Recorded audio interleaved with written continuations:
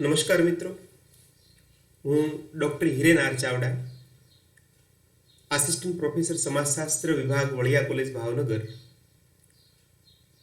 Star sociology channel દ્વારા આપ સૌનું ફરી એકવાર હાર્દિક સ્વાગત કરું છું.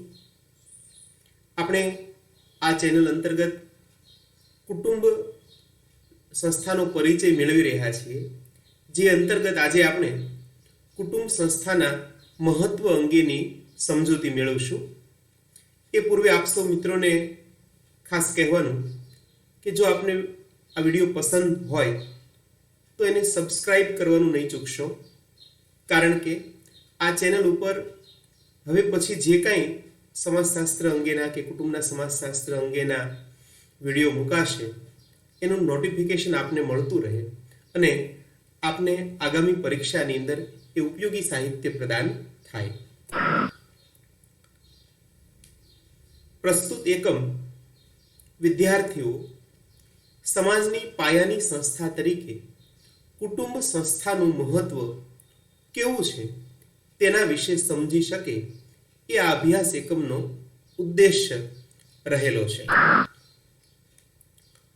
કુટુંબના મહત્વ અંગેની શરૂઆત કરીએ તો કુટુંબનું પહેલું મહત્વ છે સામાજિકરણની પ્રક્રિયા.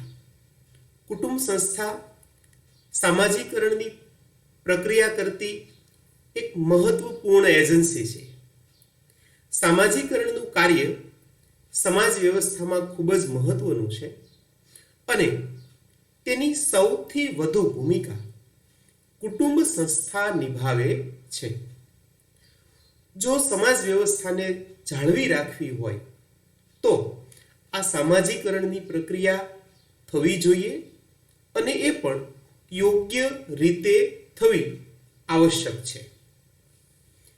એવું કહેવાય છે કે બાળકો જન્મે છે ત્યારે તેના લક્ષણો પશુ સહજ હોય છે.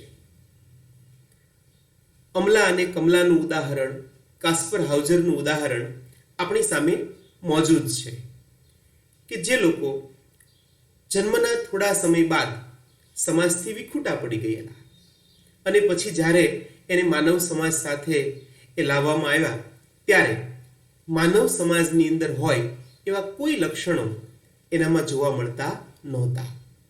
એટલે કહી શકીએ કે બાળકો જન્મે છે ત્યારે તેના લક્ષણો પશુ સહજ હોય છે, પરંતુ આ પશુ સહજતાને દૂર કરી તેને માનવ સહજ બનાવવાનું કાર્ય આ સામાજિકરણની પ્રક્રિયા દ્વારા થાય છે. અને આપણે જાણીએ છીએ કે સામાજિકરણની સૌથી વધુ જવાબદારી એ કુટુંબ સંસ્થા નિભાવે છે. સામાજિકરણની પ્રક્રિયા વિના સમાજને આપણે આગળ વધારી શકતા નથી.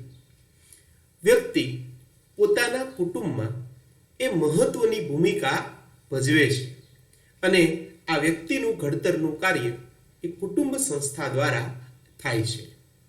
આ ઉપરાંત શાળા, કોલેજો, મિત્ર વર્તુળ, સંચાર માધ્યમો આ પણ સામાજિકરણ કરતી મહત્વની એજન્સીઓ છે, પરંતુ વ્યક્તિ સૌથી વધુ સામાજિકરણના પાઠ એ કુટુંબ સંસ્થા દ્વારા એ શીખે છે અને એટલે જ કુટુંબનું પહેલું મહત્વ એ એની સામાજિકરણની પ્રક્રિયાને ઓળખવામાં આવી છે.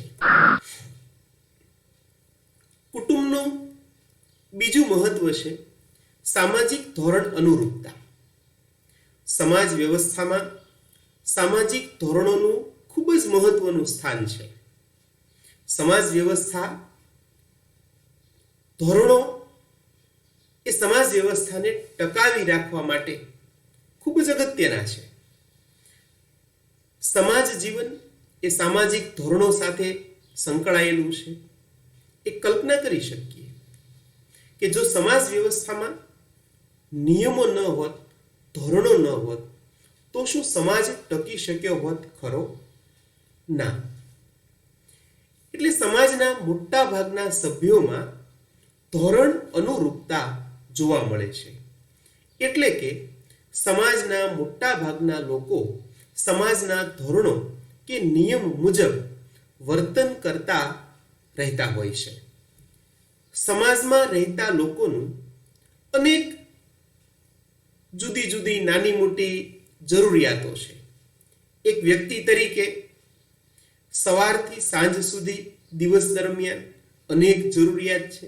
બાલ્યાવસ્થાથી વૃદ્ધાવસ્થા સુધી એ દ્રષ્ટિએ જોઈએ તો પણ અનેક એમની સામાજિક જરૂરિયાતો છે. આ સામાજિક જરૂરિયાતોને સંતોષવા માટે વ્યક્તિ ચોક્કસ પ્રકારના પગલાં ભરે છે. તેઓ પોતાની આ જરૂરિયાતો સંતોષવા માટે સામાજિક ધોરણોને અનુરૂપ થવું આવશ્યક બને છે. કારણ કે સામાજિક માળખામાં સામાજિક ધ્યેયો છે, આપણી વૈયક્તિક જરૂરિયાતો છે, અને એ મેળવવા માટે સામાજિક ધોરણો છે. અને સામાજિક ધોરણોના માધ્યમથી અથવા સામાજિક ધોરણોને અનુરૂપ થઈને જ આપણે આપણી જરૂરિયાતોને સંતોષી શકતા હોઈએ છીએ. કુટુંબમાં ધોરણ અનુરૂપતા આપોઆપ જોવા મળે છે. કુટુંબના દરેક સભ્યો પોતાના યોગ્ય ધોરણો કે નિયમો પાળે છે અને આ ધોરણ અનુરૂપતા એ શીખવે છે. આ રીતે સામાજિક ધોરણ અનુરૂપતા એ કુટુંબ સંસ્થાનું બીજું મહત્વ છે. સામાજિક નિયંત્રણ કુટુંબનું ત્રીજું સૌથી વધુ મહત્વનું. સમાજ વ્યવસ્થામાં નિયંત્રણ થવું, નિયંત્રણ હોવું એ અતિ આવશ્યક છે. જો નિયંત્રણ ન હોય તો માનવ સમાજ વ્યવસ્થાને જાળવી શકાય નહીં. રિવાજો, ધોરણો, સામાજિક મૂલ્યો, લોકરીતિ, લોકનીતિ આ બધા સામાજિક સભ્યોનું નિયંત્રણ કરવાના કે એનું નિયમન કરવા માટેના સામાજિક સાધનો છે. દાખલા તરીકે પતિ પત્ની વચ્ચેના સંબંધોનું નિયમન એ કુટુંબ સંસ્થા દ્વારા એ થાય છે. જો નિયંત્રણ ન હોય તો સામાજિક વિચલનો વધે, અને સામાજિક વિચલનો વધે તો સમાજ વ્યવસ્થાની સામે મુશ્કેલી ઊભી થાય. જીવનસાથી મેળવવાના નિયમો એ કુટુંબ સંસ્થા નક્કી કરે અને તે મુજબ જીવનસાથીની પસંદગી થાય છે. કુટુંબ વ્યક્તિને મર્યાદામાં રહીને વર્તન કરતા શીખવે, જેમાં માન સન્માન અને પ્રતિષ્ઠાનું પાલન કરાવતા એ શીખવવામાં આવે છે. કુટુંબ સાથે સંકળાયેલા સભ્યો એની સાથે જો નકારાત્મક વર્તન થાય તો કુટુંબના જ સભ્યો દ્વારા તેની નિંદા પણ થાય છે, તેને રોકવામાં પણ આવે છે, જરૂર પડે તેને નાની મોટી સજા પણ થાય છે, પરંતુ એની ટીકા થાય છે. આવી સામાજિક ટીકાઓ, સામાજિક નિંદાઓ દરેક વ્યક્તિની વર્તન પ્રણાલીને નિયંત્રિત કરવા માટે ખૂબ જ અગત્યની પુરવાર થાય છે. અને એ દ્રષ્ટિએ એ કુટુંબ સંસ્થાન એ પોતાના સભ્યોનું નિયંત્રણ કરવાનું એ મહત્વનું કાર્ય એ સૂચવે છે. જો દરેક કુટુંબ પોતાના સભ્યોનું નિયંત્રણ કરશે તો આપોઆપ સામાજિક નિયંત્રણ પણ થશે. કુટુંબનું ચોથું મહત્વ, કુટુંબ સંસ્થા સમાજ વ્યવસ્થાને ટકાવી રાખવાનું કાર્ય કરે છે. કુટુંબ સમાજનું પાયાનું એકમ છે.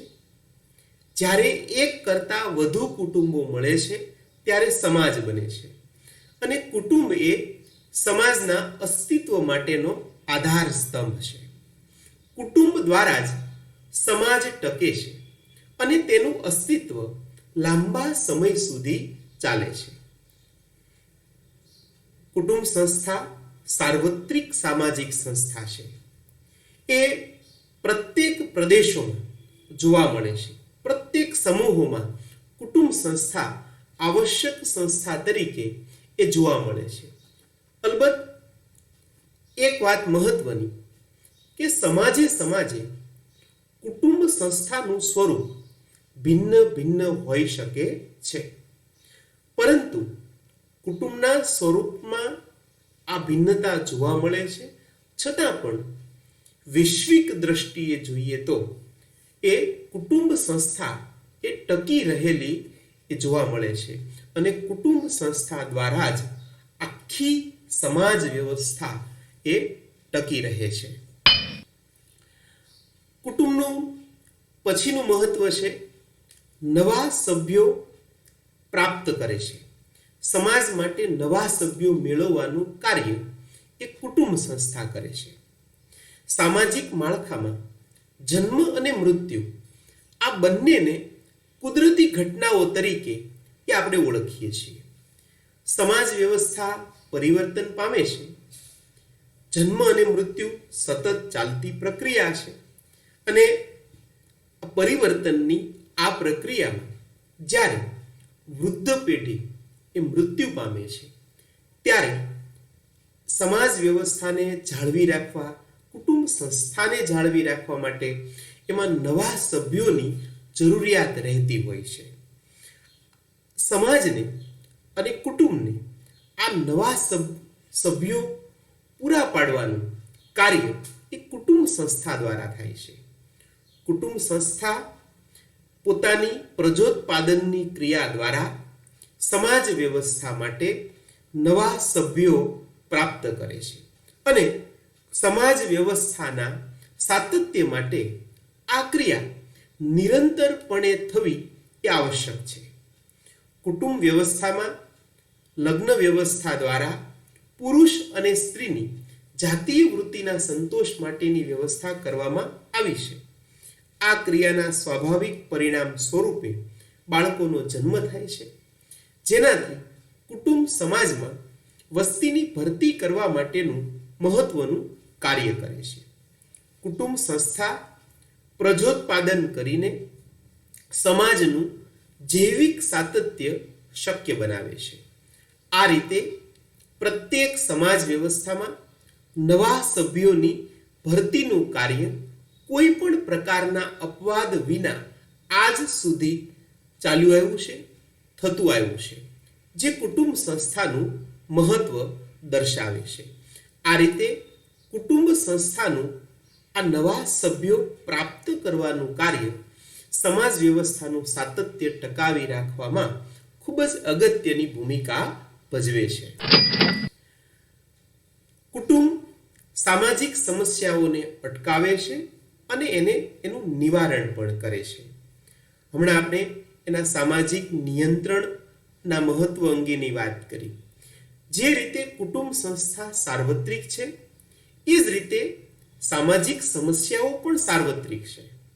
વિશ્વના દરેક સમાજોમાં કોઈને કોઈ સામાજિક સમસ્યાઓ રહેલી છે. આ સામાજિક સમસ્યાઓનું સ્વરૂપ પણ સમાજે જુદું જુદું હોઈ શકે છે. આવી સમસ્યાઓને ઓળખવાનું, તેને દૂર કરવાનું અને શક્યતઃ તેને નિવારવાનું કાર્ય પણ કુટુંબ સંસ્થા દ્વારા જ થાય છે. દહેજ પ્રથા, બાળ લગ્ન, સામાજિક કુરિવાજો વગેરે જેવી સામાજિક સમસ્યાઓનું નિવારણ કરવા માટે કાયદાઓ બનાવવામાં આવ્યા છે. આમ છતાં તેની વિશેષ ભૂમિકા કુટુંબ ભજવે છે. આ રીતે સામાજિક સમસ્યાઓના નિવારણમાં કુટુંબ એ સૌથી પહેલું પગથિયું બની રહે છે. હમણાં આપણે જોયું કે સામાજિક નિયંત્રણની વ્યવસ્થા જે કુટુંબ સંસ્થા પાસે છે, એ કુટુંબ સંસ્થા પહેલા જ પગથિયે એ પોતાના સભ્યોને નિયંત્રણમાં રાખવાનું કાર્ય કરે છે, અને એટલે જ સમસ્યાને ઉગતા એ ડામી શકાય છે.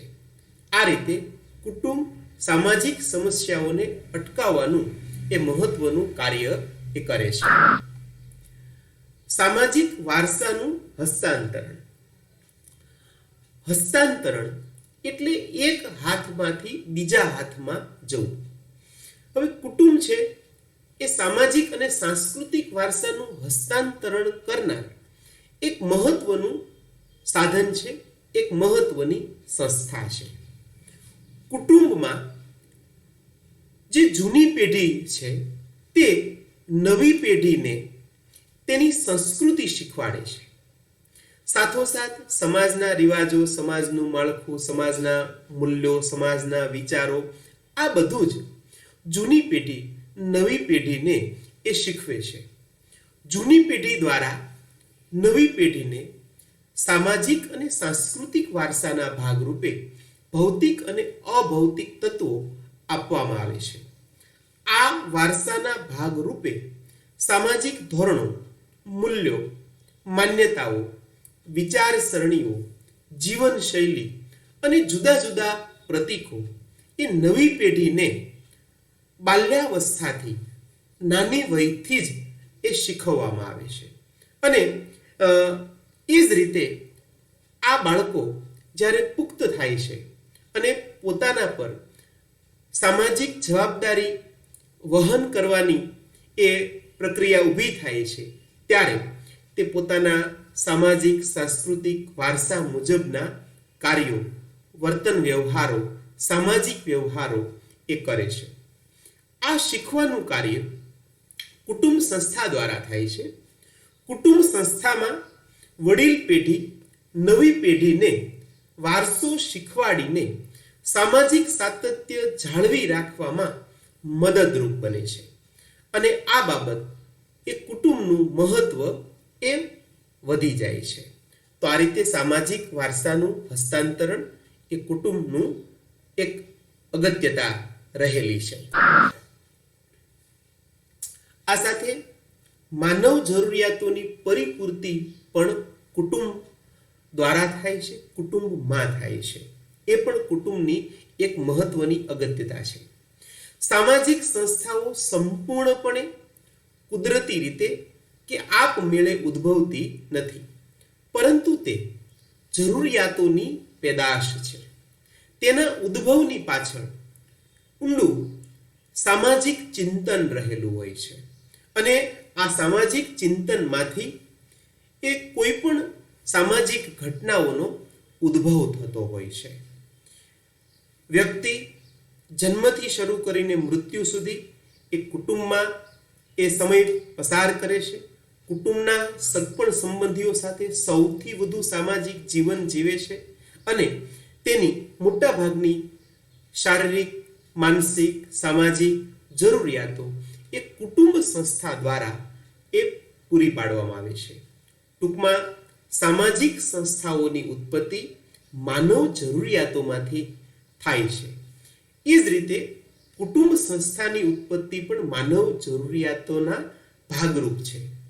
આ માનવ જરૂરિયાતો એટલે માનવ હિતો, હેતુઓ, આ ઉપરાંત કુટુંબમાં નાના મોટા દરેક સભ્યોની આર્થિક જરૂરિયાતોની પરિપૂર્તિ પણ એ કુટુંબ દ્વારા જ એ કરવામાં આવે છે. તો આ રીતે કુટુંબ સંસ્થાના ઉપરોક્ત અગત્યતા આપણે એ રજૂ કરી. ભિન્ન ભિન્ન દ્રષ્ટિકોણથી આપણે કુટુંબ સંસ્થાનું મહત્વ શું છે તે આપણે આ વિડીયો દ્વારા એ આપણે સમજી શક્યા છીએ. આપ સૌને આ વિડીયો ચોક્કસપણે પસંદ પડે તો આ ચેનલને ફરી એકવાર કહું છું કે સબસ્ક્રાઇબ કરવાનું નહીં ચૂકશો. ફરીવાર નવા વિડીયો સાથે મળશું. ત્યાં સુધી આપ સૌનો ધન્યવાદ.